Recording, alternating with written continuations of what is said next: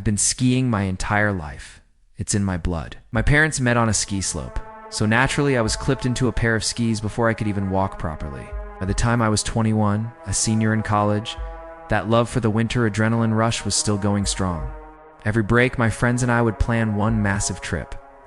That year, we chose a huge resort in Vermont. I think it might have been Killington, but honestly, the name is a blur now. It was a monster of a place, with dozens of trails and peaks that seemed to stretch on forever.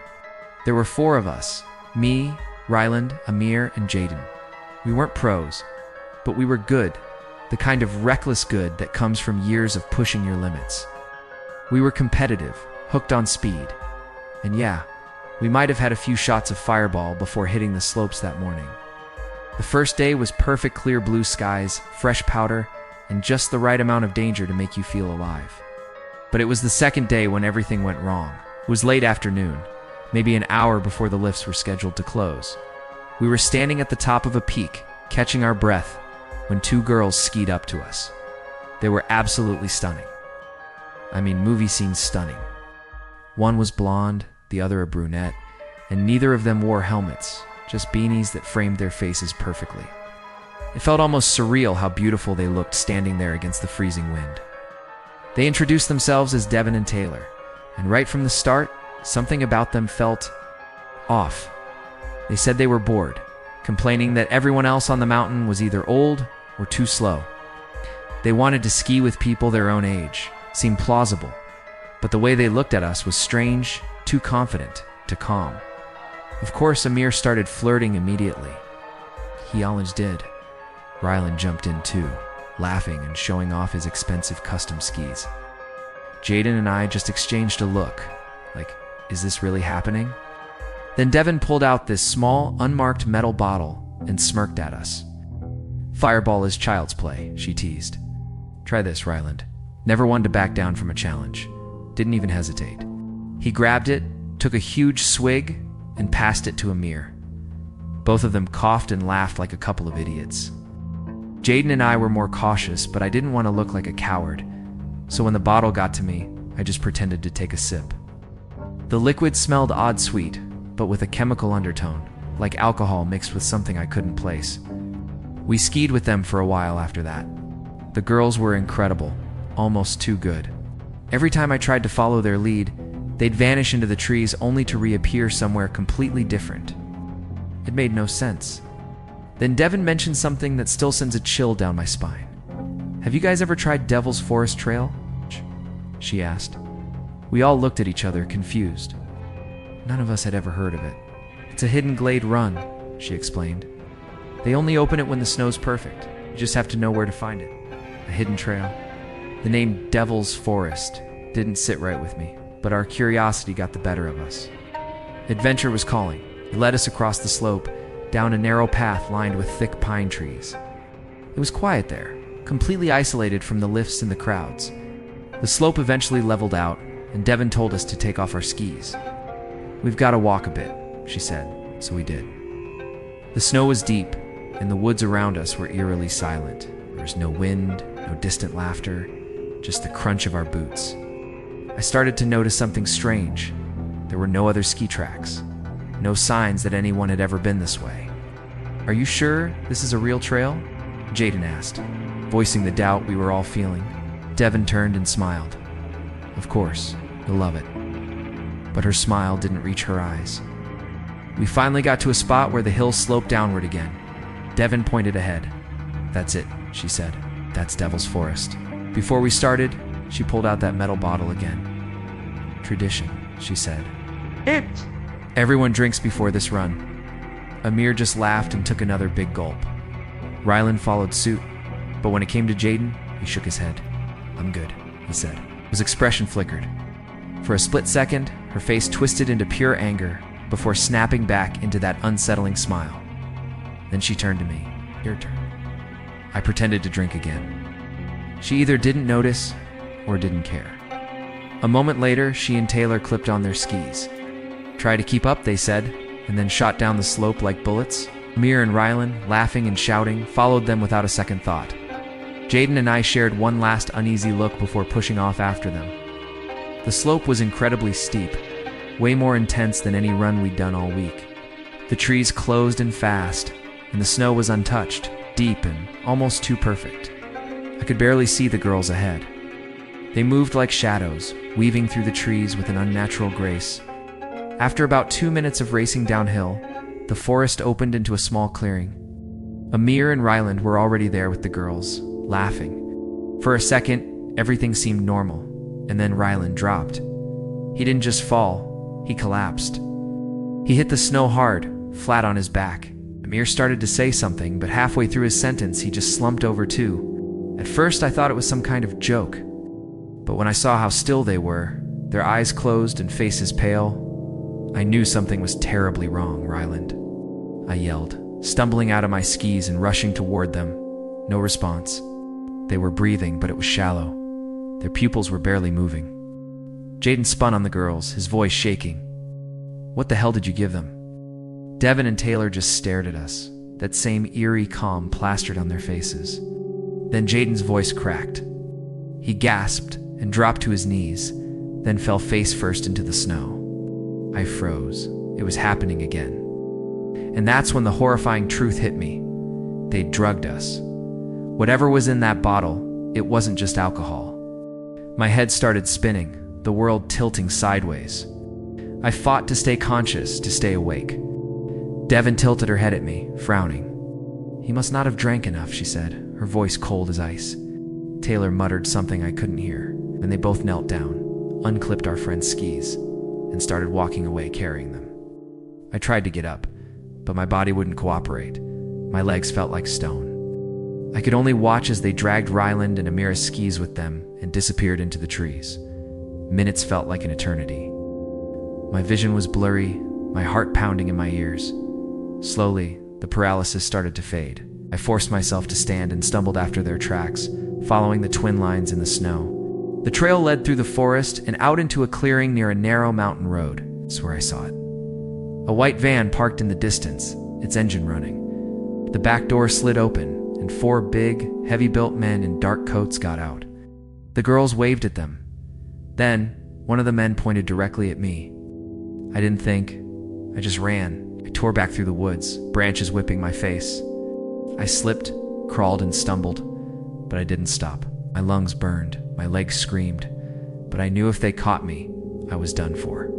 When I finally made it back to the clearing, my friends were still there alive, but barely conscious. I threw snow on their faces, shook them, screamed their names until Jaden finally opened his eyes. I told him everything.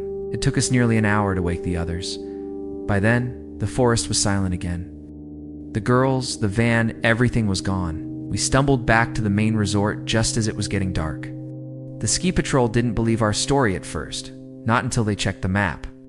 There was no trail called Devil's Forest. There never had been. The police were called, and they told us similar incidents had been reported that Cezanne young tourists vanishing from the slopes, never to be seen again. To this day, I can still see their faces, those perfect smiles, their unnerving confidence, the way they looked at us like we were already theirs. And every winter, when I'm on the slopes and feel that cold wind on my face, I remember that name, Devil's Forest, because that day the devil wasn't in the mountain. He was waiting at the bottom of the slope, wearing a smile. Thanks for listening to my story. If you want to hear more, make sure to hit that like button and subscribe to the channel. It really helps out. Stay safe out there. Every winter, my 2 best friends and I had this strange little ritual. We'd drive out to a frozen lake a few towns away. We didn't play music, we weren't going to a party. It was just us in the quiet. We'd walk out onto the ice, talk about life, and take photos under the moonlight.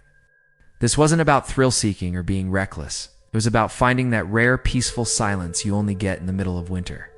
No cars, no people. Just the sound of snow falling and the ice groaning softly beneath your boots. That tradition lasted for years, until this past winter. That night, the snow was falling heavier than I'd ever seen it. The air had that sharp, clean bite that made every breath feel like glass in your throat. My friend Kyle drove his old pickup truck was the only thing that could handle those winding mountain roads. We parked near the familiar trailhead and began our hike through the woods. After a few minutes, the trees opened up to reveal the lake. It was a smooth, endless sheet of ice shimmering under the silver glow of the moon. It was beautiful, almost unreal, like stepping into another world entirely. We tested the ice, like we always did. It was a simple, effective method. Kyle found a decent-sized rock at the shoreline and hurled it out onto the surface. It didn't crack. It just bounced with a dull thud. Safe enough. So, we started walking out slow, careful, our boots crunching softly over the frozen surface. The sound was comforting, familiar. We got about 100 feet out before the silence started to feel heavy. It wasn't peaceful anymore. It felt like the night itself was watching us, holding its breath. Then Ricky stopped dead in his tracks. He was staring toward the far side of the lake, his breath pluming in the frigid air. "Do you guys see that?" he whispered, his voice barely audible. At first I didn't. The landscape was a sea of white and gray. But then my eyes adjusted, and I saw it too, a shadow moving near the edge of the lake. It was big, hunched, and it was slowly dragging something through the deep snow. For a split second, my brain tried to rationalize it. A bear? Maybe. But bears don't walk like that. The shape was upright, almost human-like, but it was all wrong. The movement was too slow, too steady, too deliberate. Even from across the vast expanse of the lake, something about the way it moved made my skin crawl. "Who the hell would be out here right now?" Kyle muttered, voicing the question we were all thinking. The figure reached the edge of the ice and without hesitation began walking onto it. We stayed perfectly still, frozen in place more by shock than by the cold. Just then, the wind died down completely. There was no sound at all, just that shape gliding across the lake, leaving a faint dark trail behind it in the fresh snow on the ice. It stopped about halfway across, still dragging something small. From our distance, it was impossible to tell what it was. Maybe a sled, maybe a heavy bag. And that's when I noticed its head. It wasn't a normal human head. It had something over it, something large and dark, like a mask, or a full-on costume head. It looked like a bear's head. A knot of ice formed in my stomach. It wasn't an animal. It was a person wearing a grotesque bear costume. For a long, terrifying moment, they just stood there in the dead center of the lake, their masked face turned up toward the moon. Then they crouched down and began hitting the ice with something, a rock or a metal bar. I couldn't tell for sure. The sound echoed across the frozen water, each impact deep and hollow. We could feel the vibrations through the soles of our boots. Thump, thump, thump. The sound seemed to sync up with my own frantic heartbeat. "What are they doing?" Ricky whispered, his voice trembling. None of us had an answer. The person in the mask struck the ice again, and again, and again. The methodical rhythm was maddening, until suddenly they stopped. Then, slowly, excruciatingly slowly, they turned their head in our direction. Even from that distance, I swear I could feel its eyes lock onto us. I couldn't see them through the mask, but I felt them. The figure didn't move for several seconds, just stood there, watching. Then, without a sound, it lifted one hand and waved. A slow, deliberate wave. That was it. That was the signal that broke our paralysis. We ran. No one spoke. No one dared to look back. The only sound was our boots slamming against the ice and our ragged, desperate breathing cutting through the profound silence. I could feel the ice groaning beneath us with every panicked step, the night pressing in like a physical weight. When we finally reached the tree line, gasping for air, I couldn't help myself. I turned around. The man, the figure, whatever it was gone. The center of the lake was empty. The ice was pristine, untouched and silent once again, as if nothing had ever been there. We scrambled back to the truck, fumbled with the keys, locked the doors, and drove away without saying a single word for the entire ride home. The next day, we tried to rationalize it. We had to. Maybe it was some avant-garde artist doing performance photography. Maybe it was a park worker clearing something off the ice in a very strange way. But deep down, none of us believed any of our own excuses. The feeling we had out there, it was too real. A week later, our curiosity got the better of us. We went back just to see if it was safe to skate, to see if we could reclaim our spot. We found something strange. The exact spot where that man had been standing, there was a small, perfectly round hole in the ice. It looked like someone had meticulously carved it. The surface all around it was smooth, no footprints, no marks from whatever tool he was using, nothing. It's just that single dark hole, already starting to freeze over again. Kyle picked up a pebble from the shore and dropped it into the hole. We waited to hear the splash, the sound of it hitting the water below. We never did. That was the last time we ever set foot on that lake. But sometimes, on quiet winter nights, when the snow falls heavy and the world turns utterly still, I swear I can hear that sound again, the distant echo of something hitting the ice. And when I do, I remember that night. And the man who waved. Thanks for sticking with me through that story. If you have any strange experiences of your own, I'd love to read them in the comments. Don't forget to like this video and subscribe for more content. Stay safe out there. My family owns a small vacation cabin deep in the mountains of Colorado. It's been in our family for decades, built long before I was even born. My parents, back in their younger years, were obsessed with skiing, and that little wooden cabin was their dream getaway from the hustle of city life. Even as a kid, I remember how old that place felt. The floors creaked like they were whispering secrets. The windows rattled even when there wasn't any wind, and every corner held the faint smell of pine and cold, crisp air. My dad used to joke that the cabin had its own heartbeat. That heartbeat still echoes in my memory, mostly because of what happened there one winter when I was 8 years old. It was the middle of a massive blizzard, one of those complete whiteout storms where you can't even see 5 feet in front of you. My older brother Josh and I had been cooped up inside for days.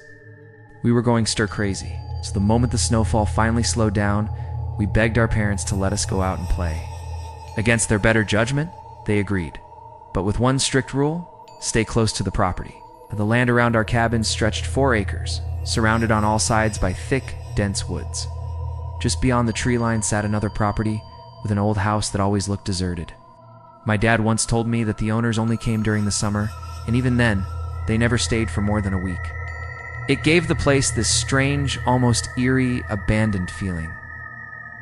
Josh and I decided to play our favorite winter game, Snow Jewel. The rules were simple. We'd each build our own snow forts and hide a single big snowball the jewel inside. The first person to find and steal the other's jewel won the game. Josh, being the older and more strategic one, picked the perfect spot for his fort, right on the edge of the neighbor's property. It wasn't the first time we'd wandered over there. It always looked so empty, so no one ever stopped us. We grabbed our shovels and buckets, laughing and throwing snow at each other as we started building our bases. Eventually, Josh ran off toward his chosen spot and yelled that he'd de-blow the whistle when he was ready for the game to start. So I waited, and I waited. 5 minutes went by, then 10. The wind started to pick up again, blowing fine, stinging snow into my face. I called out, "Josh,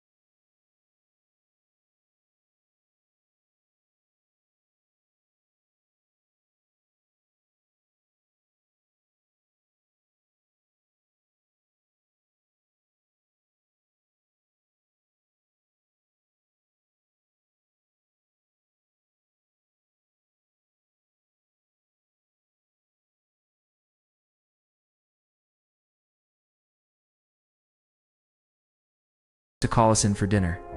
I followed it like a beacon until I saw him and Josh standing at the edge of our driveway. I collapsed into the snow, sobbing and gasping for air. Before I could even explain what happened, Josh was already blurting out his own story, a story that was almost identical to mine. He said he'd gone to build his fort when two people, a man and a woman, came out of the neighbor's house and told him to come inside. He got a bad feeling and ran away before they could get close to him. My dad didn't hesitate for a second. He grabbed the crowbar from our tool shed and went straight down the hill to the neighbor's house. My mom pulled Josh and me inside, locking the door behind us. We waited. It felt like hours passed before my dad finally came back. His face was pale when he walked through the door. He said the front door was locked tight, all the lights were off, and no one answered when he pounded on the door.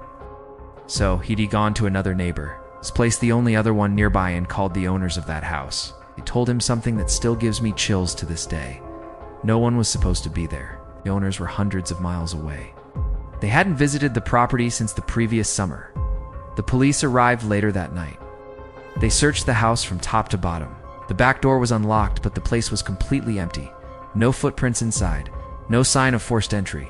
Nothing. It was as if the people we'd seen had just vanished into thin air. The officers told my parents that sometimes squatters broke into empty mountain homes during the winter to find shelter from the cold. Maybe that was all it was. But my dad didn't buy it, neither do I. Because a week later, my dad went back to retrieve some tools he'd left outside, and he noticed the neighbor's front door was wide open again. Cautiously, he went inside. He found fresh footprints in the dust on the floor, and a single item sitting on the kitchen counter, a child's whistle. The same kind Josh used that day, the same one that had disappeared in the snow. After that, my parents started locking every single door and window before sundown. We never ever went near that property again. To this day, my dad says he still hears noises out there during blizzards, a faint whistle, cutting through the sound of the wind. And sometimes, when the snow falls just right, you can still see footprints leading from our cabin, straight toward that empty house. Thanks for listening to my story. If you have a chilling experience of your own, share it in the comments below. Don't forget to like this video and subscribe for more strange tales. Stay safe out there.